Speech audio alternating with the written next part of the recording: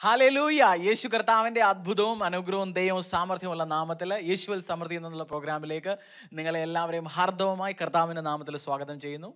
यीशु में समृद्धि के आज के इस एपिसोड में मैं आप सबका स्वागत करना चाहता हूँ. ഞങ്ങൾ പ്രോഗ്രാമിൽ ഒരു ചെറിയ ചേഞ്ചസ് വരുത്തിയിട്ടുണ്ട്. കാരണം മലയാളം കാണുന്നവരുണ്ട്, മലയാളം മാത്രം അറിയാവുന്ന ഒത്തിരി ആളുകൾ വാച്ച് ചെയ്യുന്നുണ്ടെന്ന് എനിക്കറിയാം, ഹിന്ദി അറിയാവുന്നവർ വാച്ച് ചെയ്യുന്നുണ്ടെന്ന് അറിയാം. പക്ഷേ ഞങ്ങൾക്ക് മലയാളം ഒരു എപ്പിസോഡ് കൂടെ തുടങ്ങാനും അല്ലെങ്കിൽ ഇതിനെ ഞാൻ ഹിന്ദി എപ്പിസോഡ് തന്നെ ആയി നിലനിർത്താൻ താല്പര്യപ്പെടുന്നു. और हमने थोड़ा सा एक छोटा सा चेंज किया है एपिसोड में, क्योंकि मैं जानता हूँ कि मलयालम लैंग्वेज जानने वाले बहुत सारे लोग देखते हैं और हिंदी जानने वाले बहुत सारे लोग देखते हैं. और अभी हमारा जो आर्थिक व्यवस्था इतना अच्छा नहीं है कि हम सिर्फ मलयालम और सिर्फ हिंदी करें या दोनों करें एक साथ. तो इसलिए हमने छोटा सा एक चेंजेस किया है. ഞങ്ങൾ ഒരു എപ്പിസോഡ് കൂടെ തുടങ്ങാൻ അല്ലെങ്കിൽ വേറൊരു ദിവസം തുടങ്ങണമെന്നുണ്ടെങ്കിൽ അതിന് പ്രത്യേക സാമ്പത്തിക സോഴ്സിൻ്റെ ആവശ്യമുണ്ട്. അതിപ്പോൾ ചെയ്യാൻ നിവൃത്തിയില്ല. ഇനിയുള്ള വരുന്ന ദിവസങ്ങളിൽ ഞങ്ങൾ മലയാളം എപ്പിസോഡുകൾ മാത്രം തുടങ്ങണമെന്നും ഹിന്ദി എപ്പിസോഡ് ഇനിയും കൂട്ടണമെന്നും താല്പര്യപ്പെടുന്നു. കർത്താവ് അനുഗ്രഹിക്കട്ടെ. അത് കാരണം ഞാൻ മലയാളത്തിൽ സംസാരിക്കും, എൻ്റെ വൈഫ് പാസ്റ്റർ രതി അത് ഹിന്ദിയിൽ ട്രാൻസ്ലേറ്റ് ചെയ്യുന്നതായിരിക്കും. और इसी वजह से, क्योंकि अभी सिर्फ एक और हम मलयालम एपिसोड शुरू कर नहीं सकते क्योंकि हमारा आर्थिक व्यवस्था इतना अच्छा नहीं है, परंतु आगे आने वाले दिनों में परमेश्वर हमें उतना आशीष देगा कि हम मलयालम एपिसोड अलग और हिंदी एपिसोड अलग करेंगे. और मेरी वाइफ पास्टर रति ये ट्रांसलेट करेगी हिंदी में. നിങ്ങൾ ആദ്യമായിട്ടാണ് ഈ പ്രോഗ്രാം കാണുന്നുണ്ടെന്നുണ്ടെങ്കിൽ എല്ലാ വ്യാഴാഴ്ചകളും രാവിലെ 7:30 AT ഹാർവെസ്റ്റ് TV-യിൽ കൂടെ ഈ പ്രോഗ്രാം യേശുവിൽ സമൃദ്ധി എന്നുള്ള പ്രോഗ്രാമിൽ യേശു കർത്താവിൻ്റെ സുവിശേഷം പ്രസംഗിക്കുന്നതായിരിക്കും. अगर आप पहली बार हमें देख रहे हैं तो हर बृहस्पतिवार को सुबह 7:30 बजे से ये एपिसोड टेलीकास्ट होता है. എൻ്റെ പേര് ഹരീഷ്, ഇത് എൻ്റെ വൈഫ് രതി. ഞങ്ങൾ രണ്ടുപേരും ഡൽഹിക്ക് അടുത്തുള്ള ഫരീദാബാദിൽ യേശു കർത്താവിൻ്റെ സുവിശേഷം വില ചെയ്യുന്നു. और इनका नाम हरीश है और मेरा नाम रति है और हम दिल्ली के नज़दीकी फरीदाबाद में हम सेवकाई करते हैं. ഞങ്ങളുടെ ഫേസ്ബുക്ക് യൂട്യൂബ് ചാനലുകൾ ഇതുവരെ സബ്സ്ക്രൈബ് ചെയ്തിട്ടില്ലെന്നുണ്ടെങ്കിൽ NIT ചർച്ച് എന്ന പേരിൽ ഫേസ്ബുക്കിൽ യൂട്യൂബിൽ പോയാൽ നിങ്ങൾക്ക് അതിനെക്കുറിച്ചുള്ള കൂടുതൽ ഇൻഫർമേഷൻ കിട്ടാം.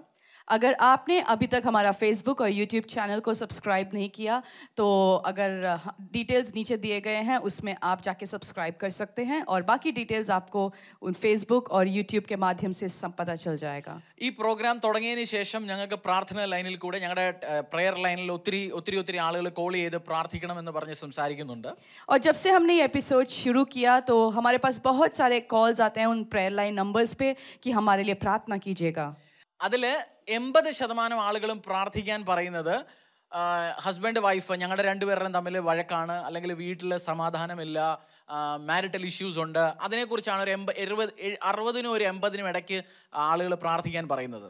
और जितने हमारे पास प्रार्थना निवेदन आते हैं उसमें से 60 या 70% लोग इसी के लिए प्रार्थना करवाते हैं कि हमारे परिवार के लिए, हमारे पति या पत्नी के लिए प्रार्थना कीजिएगा. അപ്പം ഞാൻ വിചാരിച്ചു ഞാൻ എൻ്റെ ഹിന്ദിയിലും ഇംഗ്ലീഷിലും ഫാമിലി കൗൺസിലിംഗ് അല്ലെങ്കിൽ നല്ല ക്രിസ്തീയ കുടുംബജീവിതം എങ്ങനെ നയിക്കണമെന്നതിനെക്കുറിച്ച് ഒത്തിരി ടീച്ചിങ്സ് ഉണ്ട്. പക്ഷേ മലയാളത്തിൽ ഞാൻ അതുവരെ ടീച്ചിങ് ചെയ്തിട്ടില്ല.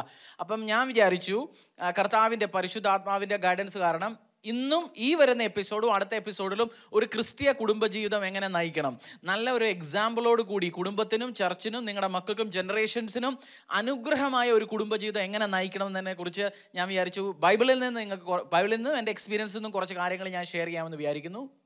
और मैंने अंग्रेज़ी में और हिंदी में इस टॉपिक के ऊपर बहुत सारे प्रचार किए हैं और इसी कारण आज और अगले एपिसोड में भी हम इसी के बारे में आपको समझाएंगे कि कैसे परिवार को, एक मसीह को कैसे अपने परिवार को अच्छी रीति से चलाना है. ക്ഷമിക്കണം, അത് എന്തെങ്കിലും തെറ്റുകുറ്റങ്ങൾ വരുന്നുണ്ടെന്നില്ല. കാരണം എനിക്ക് ഹിന്ദിയും കൂടെ അറിയാവുന്നതുകൊണ്ട്. കാരണം മലയാളം ഞാൻ 2006 ഇവിടെ വന്നതിന് ശേഷം കർത്താവിൻ്റെ ഹിന്ദി ചർച്ചാണ് നമ്മുടെ. അപ്പം ഇദ്ദേഹം ട്രാൻസ്ലേറ്റ് ചെയ്യുന്ന സമയത്ത് ചിലപ്പോൾ എനിക്ക് ഹിന്ദിയും കയറി വരും സംസാരത്തിൻ്റെ ഇടയിൽ. കാരണം അതിപ്പോൾ ഞാൻ എല്ലാം യൂസ് ചെയ്യുന്ന കൂടുതലും ആ ഭാഷയാണ്. പക്ഷേ കർത്താവിനോട് പറഞ്ഞു ഈ പ്രോഗ്രാം മലയാളത്തിലും ചെയ്യണം, അവർക്ക് ഒരു അനുഗ്രഹത്തിൻ്റെ കാരണമായിരിക്കും. അപ്പം എന്തെങ്കിലും തെറ്റുകുറ്റങ്ങൾ ഉണ്ടെങ്കിൽ ഞങ്ങളോട് ക്ഷമിക്കുക, പ്രാർത്ഥിക്കുക. തെറ്റുകുറ്റങ്ങൾ ഉണ്ടെങ്കിൽ നമ്മൾ പ്രാർത്ഥിക്കുക, ഞങ്ങൾ ശരിയാൻ വേണ്ടി ഞങ്ങൾക്ക് വേണ്ടി പ്രാർത്ഥിക്കുക. और मैं हिंदी भाषा भी जानता हूँ, परंतु बहुत सारे ऐसे लोगों ने मुझे कॉल किया या मैं जानता हूँ जो लोग सिर्फ मलयालम भाषा जानते हैं वो हमें देखते हैं. और इसी वजह से और ट्रांसलेशन में अगर कुछ गड़बड़ी हो गई तो हमें माफ़ कीजिएगा, क्षमा कीजिएगा, हमारे लिए प्रार्थना कीजिएगा, परमेश्वर हमें और सामर्थ्य देगा. ആദ്യമായിട്ട് ഒരു കാര്യം കല്യാണം അല്ലെങ്കിൽ കുടുംബജീവിതത്തിനെ കുറിച്ച് സംസാരിക്കുമ്പോൾ നിങ്ങൾ മനസ്സിലാക്കേണ്ടത് എന്താണെന്ന് വെച്ചാൽ കല്യാണം ഒരു എക്സ്പെരിമെൻ്റ് അല്ല, അത് ദൈവം ഇൻസ്റ്റിറ്റ്യൂട്ട് ചെയ്ത ഒരു പ്ലാനിങ് ആണ്. ആദ്യമായിട്ട് നിങ്ങൾ മനസ്സിലാക്കേണ്ടത്. और जब हम शादी के बारे में बोलते हैं या सोचते हैं, पहली चीज़ हमें ये समझना चाहिए कि शादी कोई एक्सपेरिमेंट नहीं है, वो परमेश्वर की ओर से एक बड़ी योजना है आपके लिए. പല പ്രാവശ്യവും ഞാൻ ആളുകൾ ഇത് പറഞ്ഞ് ഞാൻ കേട്ടിട്ടുണ്ട്, എൻ്റെ മോനും മോളും ശരിയായിട്ട് നടക്കുന്നില്ല, മോൻ കല്ലുകൂടി, അല്ലെങ്കിൽ മോൻ ജോലി ചെയ്യുന്നില്ല, അല്ലെങ്കിൽ മോളെക്കുറിച്ച് പറയുന്നത് മോള് വീട്ടിലെ കാര്യങ്ങളൊന്നും നോക്കുന്നില്ല, അവൾക്കൊരു ഉത്തരവാദിത്വമില്ല, ഇവളെ ശരിയാക്കാൻ വേണ്ടി പിടിച്ചൊന്ന് പെണ്ണ് കെട്ടിയേക്കാം, അല്ല ഇവനെ ശരിയാക്കാൻ വേണ്ടി പിടിച്ച് പെണ്ണ് കെട്ടിയേക്കാം, അല്ല ഇവളെ ശരിയാക്കാൻ വേണ്ടി പിടിച്ച് കല്യാണം കഴിപ്പിച്ചേക്കാമെന്ന് ആളുകൾ പറഞ്ഞ് ഞാൻ കേട്ടിട്ടുണ്ട്. कई बार हमने ये सुना है कि मेरा बेटा या मेरी बेटी ठीक नहीं है, वो सही रास्ते में नहीं है, और अगर हम शादी करवा देंगे तो वो सही हो जाएगा, मेरा बेटा शादी के बाद ठीक हो जाएगी, या मेरी बेटी मेरी बात सुनती नहीं है तो अगर शादी करवा देंगे तो सब सेट हो जाएगा. ഏറ്റവും വലിയ തെറ്റാണിത്. ഇപ്പം നിങ്ങളുടെ മകൻ മാത്രമായിരിക്കും ഇപ്പം നിങ്ങൾക്ക് തലവേദന. കുറച്ച് ദിവസം കഴിയുമ്പോൾ നിങ്ങളുടെ മരുമോളും ഒരു വീട്ടിൽ നിങ്ങളുടെ മകനും മകളും രണ്ടുപേരുടെ കുടുംബജീവിതത്തിൽ ഒരു അനുഗ്രഹം ഉണ്ടാകാൻ പോത്തില്ല. और ऐसे सोच के शादी कराना सबसे बड़ी गलत स्टेप होगा, क्योंकि अभी तो सिर्फ आपका बेटा बिगड़ा होगा, बट जब आपकी बहू भी घर में आएगी तो बहू भी बेटे को देख के वो भी कहना नहीं मानेगी, सुनेगी नहीं, और आप दोनों का जीवन खराब कर देंगे. അവരുടെ നിങ്ങൾ വന്നു കയറിയ മകളുടെ വീട്ടുകാരെ നിങ്ങൾക്ക് സഹിക്കേണ്ടി വരും, അങ്ങനെയുള്ള പ്രശ്നങ്ങൾ ഉണ്ടാകേണ്ടി വരും.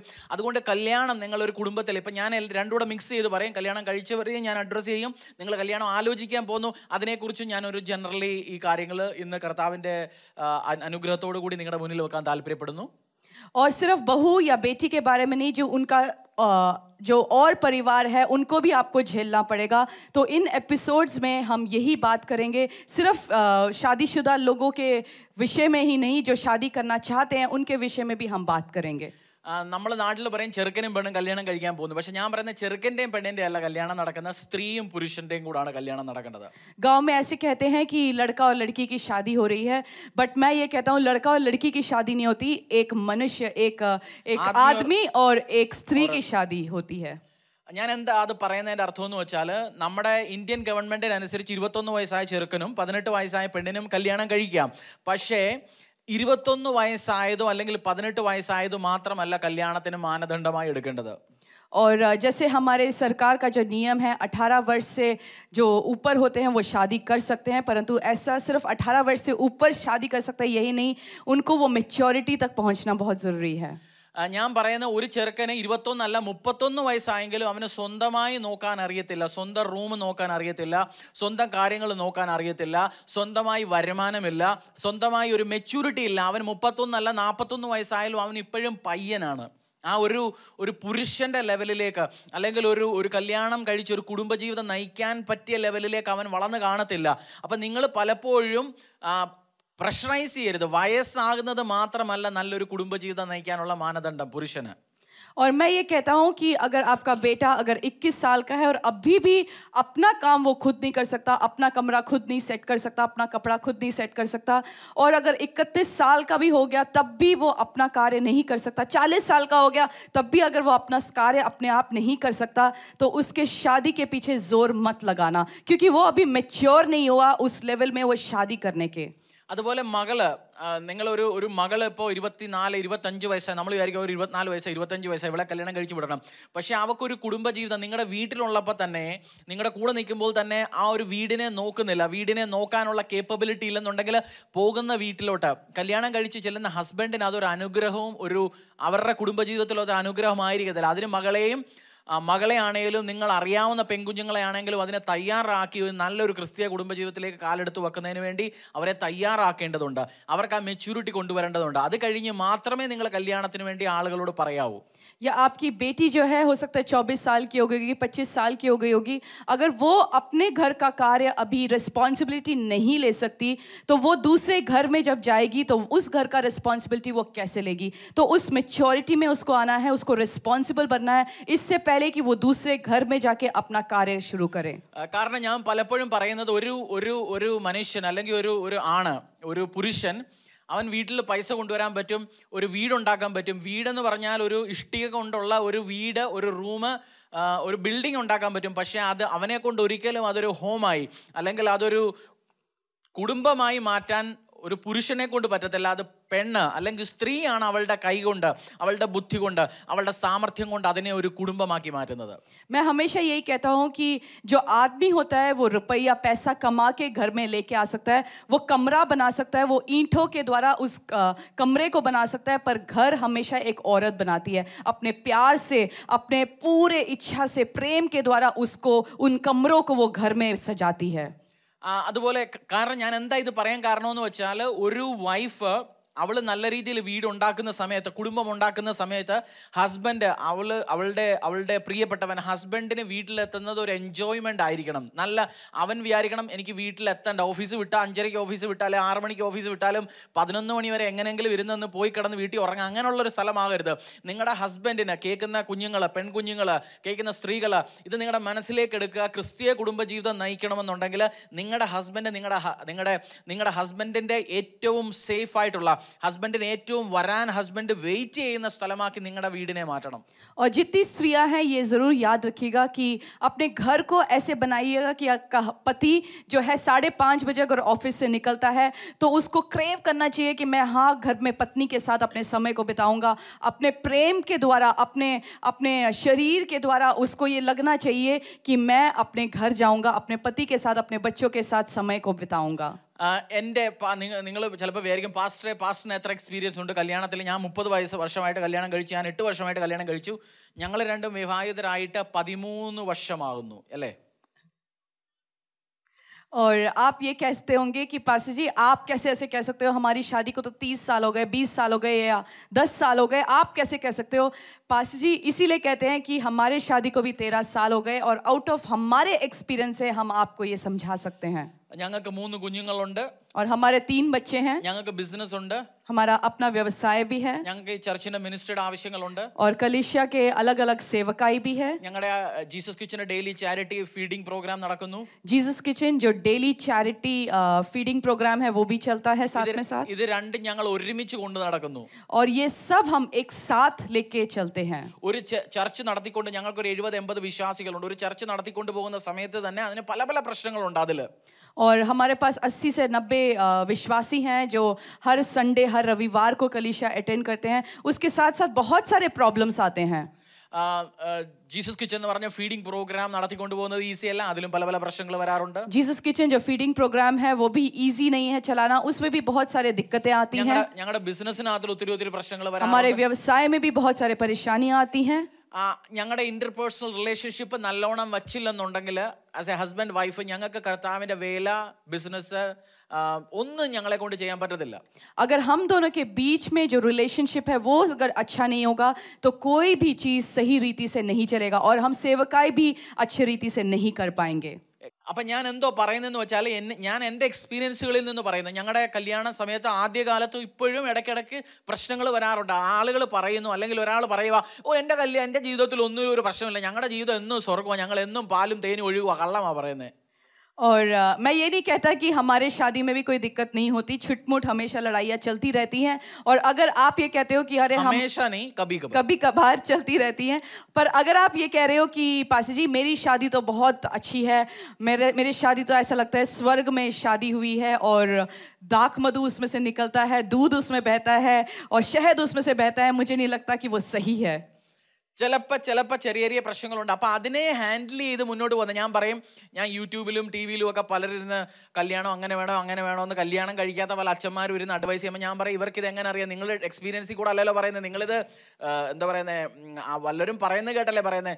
കല്യാണം അല്ലെങ്കിൽ കുടുംബജീവിതം എന്ന് പറയുന്നത് അത് അനുഭവിച്ച് അതിൻ്റെ എക്സ്പീരിയൻസുകളിലൂടെ പോയാൽ മാത്രമേ നമുക്ക് മറ്റൊരാളെ അഡ്വൈസ് ചെയ്ത് കൊടുക്കാൻ പറ്റത്തുള്ളൂ. और कभी कभार आपके जीवन में नोक झोंक होना अच्छा रहता है.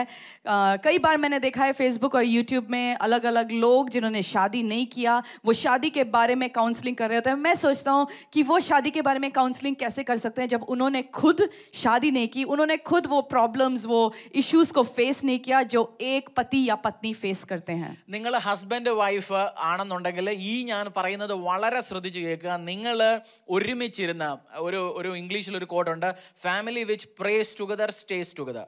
अगर आप शादीशुदा हैं, पति पत्नी हैं, तो मैं अब जो बोलने जा रहा हूँ बहुत ध्यान से सुनना। इंग्लिश में एक कहावत है, जो पति पत्नी एक साथ मिलकर प्रार्थना करते हैं वो हमेशा सदा के लिए एक साथ रहते हैं। A family prays together, stays together. A family who prays together stays together. അതിന്റെ അർത്ഥം നിങ്ങൾക്ക് ഹസ്ബൻഡ് വൈഫ് പിള്ളേരില്ലാതെ ആഴ്ചയിൽ 1-2 പ്രാവശ്യം ഒരുമിച്ച് കൈ പിടിച്ചിരുന്ന് കർത്താവിന്റെ സന്നിധിയിൽ 1-2 മണിക്കൂർ ഇരുന്ന് പ്രാർത്ഥിക്കേണ്ടത് വളരെ അത്യാവശ്യമാണ്.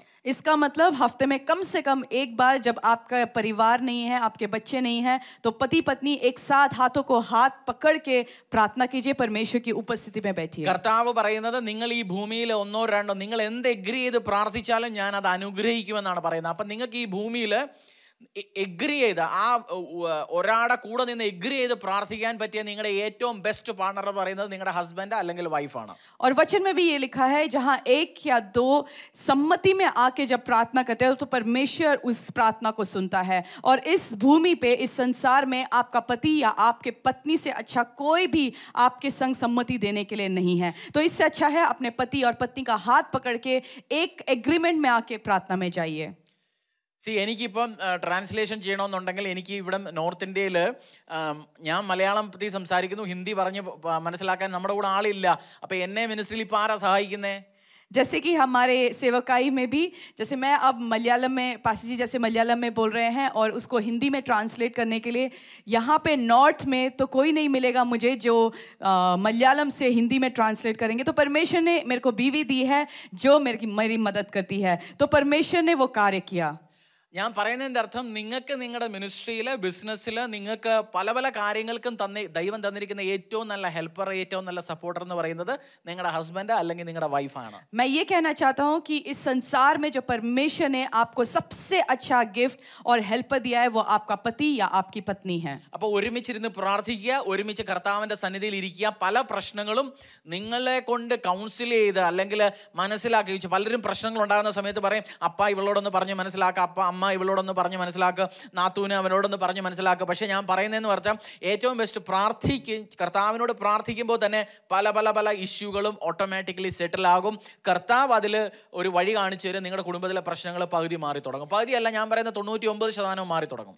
और जब परेशानी में जाते हैं तो एक साथ मिलकर प्रार्थना कीजिए। कई बार हम काउंसलिंग के लिए दूसरे के पास जाते हैं या किसी और को बोलते हैं आप हमारे लिए प्रार्थना कीजिएगा। अब एक बहन को बोलते हैं, भाई को बोलते हैं। उससे अच्छा है आप दोनों पति पत्नी मिलकर प्रार्थना कीजिए और परमेश्वर उस प्रार्थना को सुनेगा और आपके जीवन में अद्भुत कार्य करेगा। ഒരു ക്രിസ്തീയ കുടുംബം ജീവിതം, ഞങ്ങളുടെ കല്യാണം നടക്കുന്ന സമയത്ത് തന്നെ ഞങ്ങൾ രണ്ടും ഒരു ഹൈന്ദവ കുടുംബത്തിൽ നിന്ന് വന്നു. അപ്പം ഞങ്ങളുടെ രണ്ടുപേരുടെ എൻ്റെ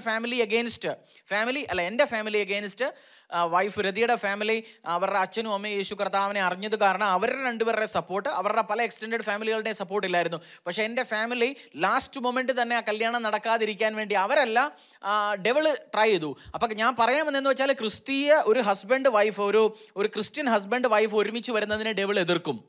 और जैसे जब हमारी भी शादी हुई थी तो मैं तो मसीह में नया था और मेरा परिवार वाला कोई सपोर्ट नहीं करता था, परंतु मेरे वाइफ का पूरा परिवार, जो माता है पिता है, वो सपोर्ट में थे और कई चीज़ों में उन्होंने मुझे सपोर्ट किया। बट मेरे परिवार में से मेरे पेरेंट्स ने, मेरे माँ बाप उसके अगेंस्ट थे और कई सारी रुकावटें शैतान ने उनके द्वारा करने की कोशिश की। परंतु जो पति और पत्नी है वो सबसे बड़ा हेल्प और सपोर्ट होता है। ഞാനിപ്പോൾ പറയാൻ പോകുന്ന ഞാൻ എന്താണ് ആ കാര്യത്തിനെ കുറിച്ച് പറഞ്ഞ എതിർപ്പുകൾ വരുന്നതിനെ കുറിച്ച്. നിങ്ങൾ കല്യാണം കഴിക്കുമ്പോൾ മാത്രമല്ല, നിങ്ങളുടെ കല്യാണം കഴിഞ്ഞും നിങ്ങളുടെ ലൈഫിൽ നിങ്ങളുടെ കല്യാണത്തിനെതിരെ ഒരു ശത്രു നിൽപ്പുണ്ട്. और मैंने इसलिए ये बात कही क्योंकि हर एक रुकावट के पीछे कोई ना कोई बंदा या व्यक्ति होता है और वो है शैतान। ഞാൻ പറയാൻ വന്നതെന്ന് വെച്ചാൽ, നമ്മൾ പല പ്രാവശ്യം വിചാരിക്കും ശത്രു എന്ന് പറയുമ്പം നിങ്ങളുടെ സിസ്റ്ററിനിലോ, നാത്തൂന് എൻ്റെ കല്യാണം പൊട്ടിക്കാൻ വേണ്ടി നാത്തൂൻ നോക്കുന്നുണ്ട്, എൻ്റെ കല്യാണം നശിപ്പിക്കാൻ വേണ്ടി അമ്മായിയമ്മ നോക്കുന്നുണ്ട്, അല്ല എൻ്റെ കല്യാണം നശിപ്പിക്കാൻ വേണ്ടി എൻ്റെ അനിയച്ചാര് നോക്കുന്നുണ്ട്. അവരെക്കുറിച്ചുള്ള കാര്യമല്ല ഞാൻ പറയുന്നത്. നിങ്ങളുടെ കല്യാണത്തിന്, നിങ്ങളുടെ ക്രിസ്തീയ കുടുംബജീവിതം, കാരണം യേശു കർത്താവ് ഇൻസ്റ്റിറ്റ്യൂട്ട് ചെയ്തതാണ് ആണും പെണ്ണും തമ്മിലുള്ള വിവാഹം. ആണും പെണ്ണും തമ്മിലുള്ള വിവാഹമല്ല. അപ്പോൾ അതിനെതിരെ നിൽക്കാൻ സാത്താൻ എല്ലാ പ്ലാനിങ്ങുകളും കൊണ്ട് നിങ്ങളുടെ വിവാഹം നശിപ്പിക്കാൻ, നിങ്ങളെ ഡൈവോഴ്സിൽ എത്തിക്കാൻ അവൻ്റെ എല്ലാ ഗെയിമുകളും ട്രിക്കുകളുമായിട്ട് വരും. और जब शत्रु की बात करते हैं तो मैं उस शत्रु की बात नहीं कर रहा हूं जो आपकी सासू माँ आपके शादी के बीच में आती है या आपकी नंद या कोई भी जो आपकी शादी के बीच में आता है, परंतु एक ऐसा व्यक्ति जो शैतान है, वो हमेशा कुछ ना कुछ रुकावट करके, कुछ ना कुछ योजनाएं करके आपकी शादी को तोड़ने की कोशिश करता है, क्योंकि वो चाहता नहीं है कि आपकी शादी अच्छी रीति से एक मसीह परिवार में अच्छी रीति से आगे बढ़े। तो हमेशा शैतान उस मसीह परिवार, उस मसीह शादी के पीछे लगा रहता है। ദൈവം അനുഗ്രഹിക്കുന്നതിനെ എല്ലാം ഡെവിൾ ഒപ്പോസ് ചെയ്യും. और परमेश्वर जिसके प्रति होता है या जिसके लिए होता है उसके अगेंस्ट हमेशा, जो परमेश्वर किसी को आशीष देता है उसको अगेंस्ट शैतान आता है. ഞാൻ പറയുന്നതെന്ന് വെച്ചാൽ ദൈവം എന്ത് അനുഗ്രഹിക്കുന്നു അത് നശിപ്പിക്കാൻ സാത്താനും അവന്റെ ദുഷ്ടസേനകളും ഇറങ്ങി വരും. और परमेश्वर जिसको आशीष देता है या देना चाहता है उसके प्रति, उसके अगेंस्ट शैतान हमेशा लगा रहता है. ബൈബിളിൽ നമുക്ക് അയ്യൂബിന്റെ സ്റ്റോറി അറിയാം. അവനെ ദൈവം അനുഗ്രഹിച്ചു, അവന്റെ കൂടെ കർത്താവ് നിന്നു. പക്ഷേ ഡെവിളിന് അത് ഇഷ്ടപ്പെട്ടില്ല. അവൻ എന്തെങ്കിലുമൊക്കെ ഗെയിമുകൾ കാണിച്ച് ഇദ്ദേഹത്തെ നശിപ്പിക്കാനും നോക്കി എല്ലാ തരത്തിലും. जैसे बाइबल में भी हमने पढ़ा अय्यूब के बारे में, अय्यूब को परमेश्वर ने आशीष दी, परंतु शैतान हमेशा उसके पीछे रहा कि कैसे मैं उसे नष्ट कर सकता हूँ, खत्म कर सकता हूँ. സാത്താൻ നിങ്ങളുടെ എന്തോ പറയുന്നത്, സാത്താൻ നിങ്ങളുടെ വൈവാഹിക ജീവിതത്തിൽ മുള്ളുകൾ അതായത് നിങ്ങൾക്ക് ഇഷ്ടപ്പെടാത്ത എക്സ്പീരിയൻസിൽ കൊണ്ടുവരാൻ അവൻ എപ്പോഴും ട്രൈ ചെയ്തുകൊണ്ടിരിക്കും. और शैतान हमेशा आपके जीवन में कुछ कांटों को ऐसा उत्पन्न करता है जिसके ऊपर से वो आपको चलाना चाहता है. നിങ്ങൾക്ക് അപ്പോൾ നിങ്ങളുടെ ലൈഫ് ഒബ്സർവ് ചെയ്തുകൊണ്ടിരിക്കണം. നിങ്ങളുടെ ലൈഫിൽ ഡെവിൾ അല്ലെങ്കിൽ ദുഷ്ടൻ കൊണ്ടുവരുന്ന അവന്റെ പ്ലാനുകൾ എന്തൊക്കെയാണ്, അവൻ ഈ നിങ്ങളുടെ കുടുംബജീവിതം നശിപ്പിക്കാൻ വേണ്ടി എന്തൊക്കെ പ്ലാനുകൾ കൊണ്ടുവരുന്നു. ഒരു സ്പിരിച്വൽ സെൻസ് ഉള്ള ആൾ അതെല്ലാം ഒബ്സർവ് ചെയ്തുകൊണ്ടിരിക്കണം. और आपको जब ये कांटे नजर आते हैं तो आपको स्पिरिचुअल सेंस से, स्पिरिचुअल आई से ये देखना जरूरी होता है कि ये शत्रु की ओर से, शैतान की ओर से वो रुकावटें आ रही हैं. അതുപോലെ നിങ്ങൾക്ക് ശ്രദ്ധിക്കേണ്ട വേറൊരു കാര്യം, ക്രിസ്തീയ കുടുംബജീവിതത്തിൽ യേശു കർത്താവ് പരിശുദ്ധാത്മാവായിരിക്കണം നിങ്ങളുടെ ലൈഫിലെ മൂന്നാമത്തെ ആള്. ഹസ്ബൻഡ് വൈഫ് നിങ്ങൾ രണ്ടും മൂന്നാമതായിട്ട് നിൽക്കേണ്ടത് അമ്മായിയമ്മ അമ്മായിയപ്പനല്ല, കൂട്ടുകാരനല്ല, കൂട്ടുകാരിയല്ല, അടുത്തുള്ളവരല്ല, നിങ്ങളുടെ ചേട്ടനും അനിയനും ചേച്ചിയൊന്നുമല്ല.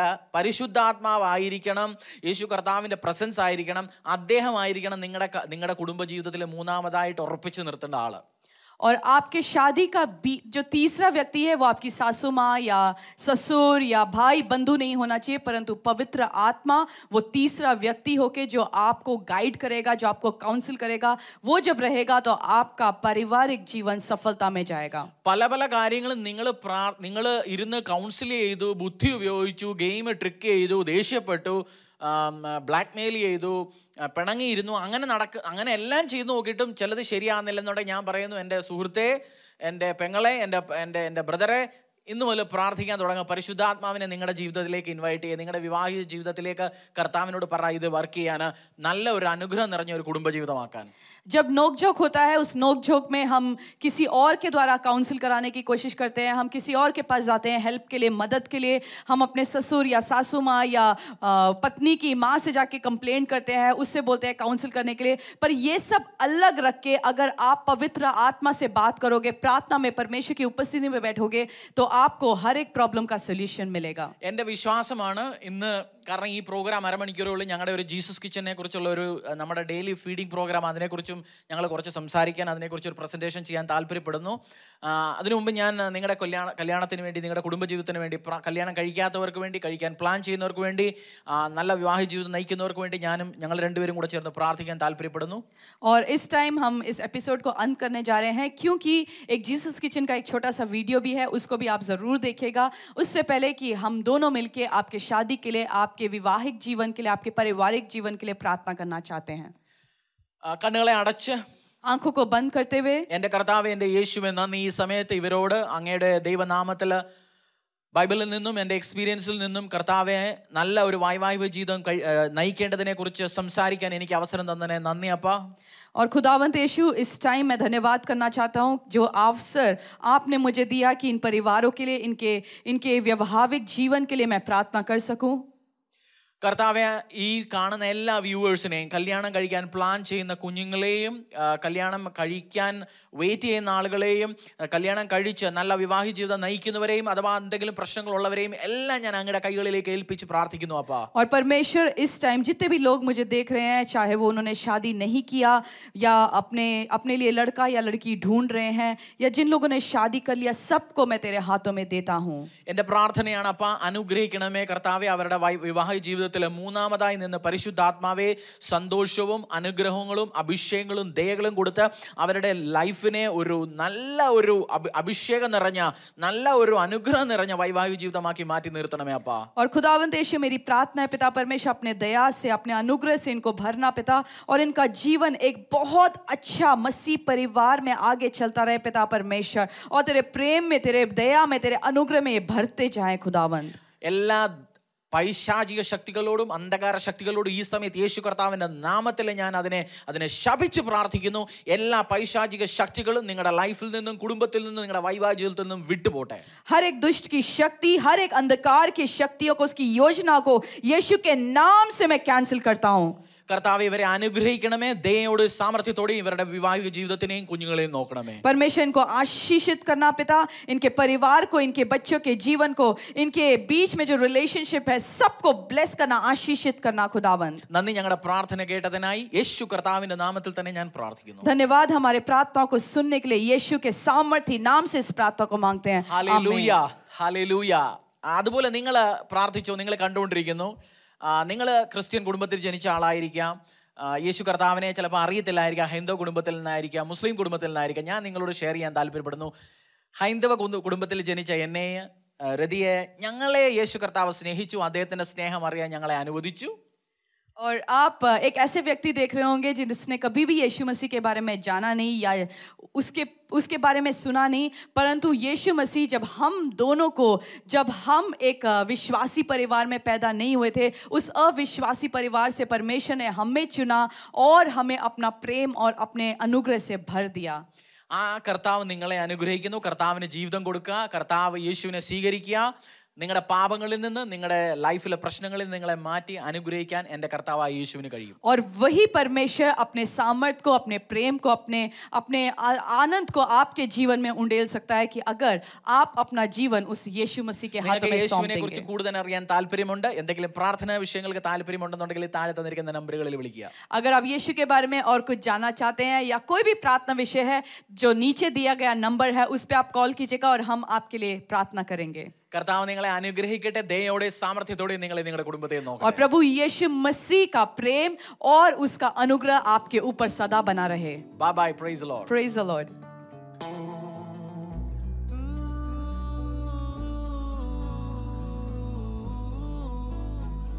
കർത്താവിന്റെ നാമത്തിൽ നിങ്ങൾക്ക് എല്ലാവർക്കും എൻ്റെ സ്നേഹവന്ദനം. എൻ്റെ പേര് പാസ്റ്റർ ഹരീഷ് കുറുപ്പ് ഗോപിനാഥ്. ഞാനും എൻ്റെ കുടുംബവും കൂടി ഡൽഹിക്ക് അടുത്തുള്ള ഫരീദാബാദിൽ യേശു കർത്താവിന്റെ സുവിശേഷ വേല ചെയ്യുന്നു. ഞങ്ങൾ ഇന്ന് ഈ ഏപ്രിലായി 2021 ഏപ്രിൽ മാസമാണ് ഇതിപ്പോൾ. ജീസസ് കിച്ചൻ്റെ പേരിൽ പലർക്കും ആഹാരങ്ങൾ കൊടുക്കുന്നു. നിങ്ങൾക്കറിയാമല്ലോ ജീസസ് കിച്ചൻ്റെ പ്രവർത്തനങ്ങളെ കുറിച്ച്. 250-300 പേർക്ക് അടുത്ത് ഞങ്ങൾ ഒരു ദിവസം ആഹാരം കൊടുക്കുന്നുണ്ട്. ഇന്നത്തെ ദിവസം ഞങ്ങൾ ഐസ്ക്രീമും കൂടെ കൊണ്ടുവന്നു. ചില ദിവസം ആഴ്ചയിൽ 1-2 പ്രാവശ്യം ഞങ്ങൾ ഐസ്ക്രീമും കൊടുക്കാറുണ്ട്. ഈ കുഞ്ഞ്, എൻ്റെ കൂടെ നിൽക്കുന്ന കുഞ്ഞ്, ഇവിടുത്തെ ഒരു സ്ലമ്മിലെ ഒരു കുഞ്ഞ്, അവളിന്ന് ആഹാരം എടുത്തിരിക്കുന്നത് ഒരു പ്ലാസ്റ്റിക് കവറിലാണ്, ഒരു പ്ലാസ്റ്റിക് കൂടിലാണ്. അപ്പം കൊണ്ടുവരാൻ അവരുടെ കയ്യിൽ ആഹാര സാധനങ്ങൾ മേടിക്കാൻ പോലും പ്ലേറ്റുകൾ പോലും ഇല്ലാത്ത ഏരിയയിലാണ് ഞങ്ങൾ സെർവ് ചെയ്യുന്നത്. ഈ കുഞ്ഞ് ഇന്ന് അവൾക്ക് ആഹാരം കൊടുത്തു. അവളുടെ മുഖത്തൊരു സന്തോഷമുണ്ട്, അവൾ ചിരിക്കുന്നു. കർത്താവ് നിങ്ങളെ അനുഗ്രഹിക്കട്ടെ. ഇങ്ങനെ എത്ര ലക്ഷങ്ങളുടെ പേരിൽ നമ്മളെ കൊണ്ട് ഒരാളുടെ മുഖത്ത്, ഒരു കുഞ്ഞിൻ്റെ മുഖത്ത് ഒരു സ്മൈല്, ഒരു ഹാപ്പിനെസ് ഒരു ദിവസം കൊണ്ടുവരാൻ പറ്റുമെന്നുണ്ടെങ്കിൽ നമ്മളെ, നമ്മുടെ കുടുംബത്തെ കൊണ്ട് ചെയ്യാൻ പറ്റുന്ന വലിയൊരു അനുഗ്രഹമാണ്. കർത്താവ് നിങ്ങളെ അനുഗ്രഹിക്കട്ടെ. ജീസസ് കിച്ചന് നോർത്ത് ഇന്ത്യയിലെ ഫരീദാബാദിൽ, ഡൽഹിക്ക് അടുത്തുള്ള ഫരീദാബാദിലെ temple of the most high God church, ഞാനും എൻ്റെ കുടുംബവും ഞങ്ങളുടെ മിനിസ്ട്രിയും സെർവ് ചെയ്യുന്ന ഏരിയയിൽ ഞങ്ങൾ ഒരുമിച്ച് കർത്താവിൻ്റെ സുവിശേഷ വേല ചെയ്യുന്നു. ഇതുപോലുള്ള സ്ലം ഏരിയകൾ കർത്താവിൻ്റെ നാമത്തിൽ ആഹാരം കൊടുക്കുന്നു, അങ്ങനെയുള്ള കാര്യങ്ങൾ കൊടുക്കുന്നു. നിങ്ങളെ നിങ്ങളുടെ കുടുംബത്തിനെ കൊണ്ട് പറ്റാൻ ചെയ്യുന്നത് നിങ്ങൾ നിങ്ങളുടെ കുടുംബവും ചെയ്യുക. കർത്താവ് നിങ്ങളെ 2 കൈ കൊണ്ട് അനുഗ്രഹിക്കട്ടെ. എല്ലാവിധ ദൈവ അനുഗ്രഹങ്ങളും തരട്ടെ. ഒരു നേരത്തേക്കുള്ള ആഹാരം, ഒരു നേരത്തേക്ക് നമ്മൾ ചെറിയൊരു പാക്കറ്റിൽ നമ്മൾ വെള്ളവും കൊടുക്കുന്നുണ്ട്. 2 രൂപയാണ് അതിൻ്റെ ചിലവ്. ഒരു ദിവസം പാക്കറ്റ് 35-40 രൂപയ്ക്ക് അടുത്ത് ചിലവ് വരും. ഞങ്ങളുടെ ടീം, ഞങ്ങളുടെ വണ്ടികൾ എല്ലാവരും കൂടെ വന്ന് ചെയ്യുന്നു. കർത്താവ് നിങ്ങളെ അനുഗ്രഹിക്കട്ടെ. വലിയ വലിയ കാര്യങ്ങൾക്ക് വേണ്ടിയിട്ട് നിങ്ങളെ നിങ്ങളുടെ കുടുംബത്തെ ഉപയോഗപ്പെടുത്തട്ടെ. നിങ്ങളെ അനുഗ്രഹിക്കട്ടെ. 2 കൈയും വെച്ച് കർത്താവ് അനുഗ്രഹിക്കട്ടെ. ചില സമയത്ത് താങ്ക് യു ചില സമയത്ത് നമ്മളെ ദൈവം തന്ന് അനുഗ്രഹിച്ചിരിക്കുന്ന ഫെസിലിറ്റികൾക്ക് വേണ്ടിയിട്ട്, നമുക്ക് കർത്താവ് തന്ന് അനുഗ്രഹിച്ചിരിക്കുന്ന അഭിഷേകങ്ങൾക്ക് വേണ്ടിയിട്ട് നമ്മൾ ചില സമയത്ത് നന്ദി പറയത്തില്ല. പക്ഷേ ഇന്ന് ഞാൻ നിങ്ങളോട് പറയുന്നത്, നിങ്ങൾക്ക് എന്ത് സുഖ സൗകര്യങ്ങൾ കർത്താവ് തന്നോട് അതിനുവേണ്ടി നന്ദി പറയുക. അമ്മ വെച്ച് തരുന്ന ആഹാരത്തിന് വേണ്ടി നന്ദി പറയുക. അച്ഛന് അധ്വാനിച്ച് കൊണ്ടുവന്ന് നിങ്ങളെ പോറ്റുന്ന ചെറിയ ചെറിയ സന്തോഷങ്ങൾക്ക് വേണ്ടി നന്ദി പറയുക. കാരണം പല ദിവസങ്ങളിൽ നമ്മൾ അതൊന്നും ചെയ്യാറില്ല. സോ ഒരു ഗ്രാറ്റിറ്റ്യൂഡിൻ്റെ ഒരു ഹാർട്ട് നമുക്ക് വകേണ്ടത് വളരെ ആവശ്യമാണ്. കാരണം ആ കുഞ്ഞിന് പാത്രം പോലും ഇല്ല അവർക്ക് കഴിക്കാൻ, അവർക്ക് കൊണ്ടുപോകാൻ. സോ അങ്ങനെയുള്ളവർക്ക് വേണ്ടി ചെയ്യുക, നമ്മളെ കൊണ്ട് പറ്റുന്നത് ചെയ്യുക. ഒത്തിരി കാര്യങ്ങൾ കർത്താവിന് വേണ്ടി ചെയ്യാനുണ്ട്. കർത്താവിൻ്റെ സുവിശേഷ പ്രവർത്തനങ്ങൾക്ക് വേണ്ടി ചെയ്യാനുണ്ട്. എൻ്റെ പ്രാർത്ഥനയാണ് നിങ്ങളെ നിങ്ങളുടെ കുടുംബത്തെ കൊണ്ട് ഇനിയും വലിയ കാര്യങ്ങൾ ചെയ്യാട്ടെ. എൻ്റെ ടീമും ഞങ്ങളും എല്ലാം കൂടി ഇന്നത്തെ ദിവസം ചെയ്യുന്നു. ലോക്ക്ഡൗൺ 1 വർഷത്തോളമായി. ഞങ്ങൾ 2020 ഏപ്രിൽ മെയ് മാസത്തിലാണ് ഇത് തുടങ്ങിയത്, ജീസസ് കിച്ചന്. ഈ രണ്ടാമത് വീണ്ടും വലിയ ലോക്ക്ഡൗണുകൾ വരുന്നു, വലിയ കർഫ്യൂകൾ വരുന്നു, ലക്ഷങ്ങൾ മരിച്ചു വീഴുന്നു, ഒത്തിരി പേർക്ക് ജോലി നഷ്ടപ്പെടുന്നു. UP-യിലും ബീഹാറിലുമുള്ള മൈഗ്രേറ്ററി പോപ്പുലേഷൻ വീണ്ടും തിരിച്ചു പോകാൻ തുടങ്ങുന്നു. ഒത്തിരി ആളുകൾക്ക് പല ഹെൽപ്പുകളുണ്ട്.